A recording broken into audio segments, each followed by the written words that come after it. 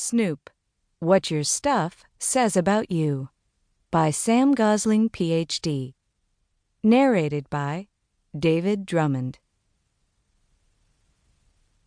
In appreciation of their wisdom, creativity, and loving support, I dedicate this book to Mom and Dad and to my mentors, Oliver and Ken. Prologue: The Arrival of the Mystery Box. A FedEx package awaited me in the mailroom. Nothing much distinguished the box from other boxes. It was your standard box, brown and about the size of a shoebox, but squarer.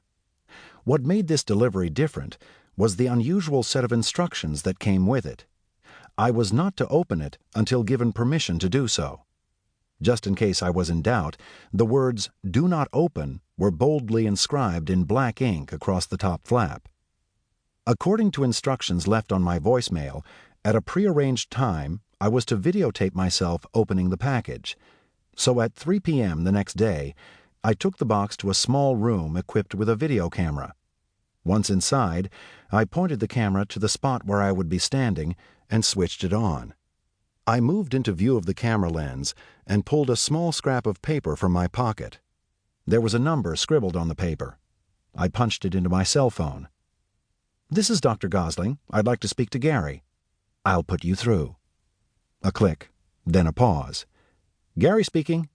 "It's Sam here. I'm ready." "Go ahead and open it up." Free at last to exercise my Pandoran urges, I slit the box open. "Inside you will see some things belonging to one person," said Gary. "They're all taken from that person's bathroom." I noticed he was careful not to say his or her. "Take the objects out one by one," he continued, "and tell me what they say about the owner."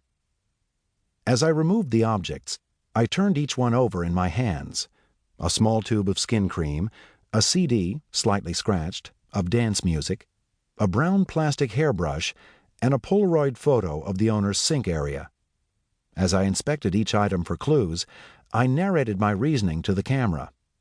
Well, the brush is quite large, probably belonging to a man.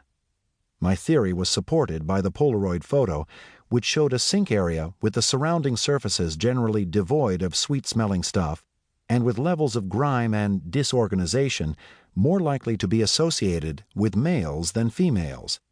I noted that the hairs trapped on the brush were short, straight, and dark.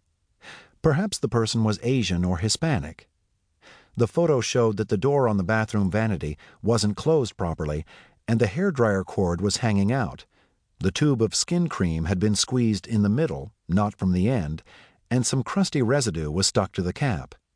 The CD was a compilation of house music, a genre stereotypically associated with gay clubs. Combine that with the evidence that the person is concerned with his, I'm now pretty sure the owner is a male, appearance, and a coherent picture begins to emerge.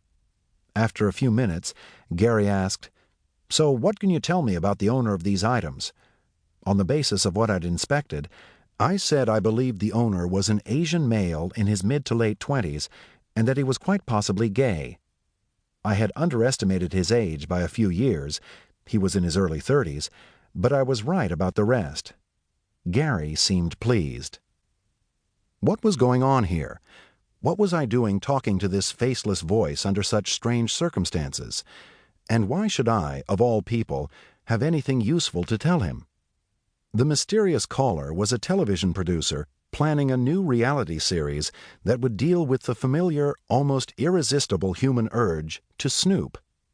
If you're anything like me, you do more than passively observe the surroundings when you enter someone's living space for the first time. I find it hard not to look around and collect, filter, and process information about the occupant.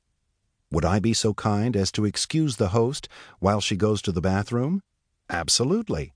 She's gone. Right. Hightail it over to the bookcase. Scan the books. A guidebook to budget travel in Madagascar.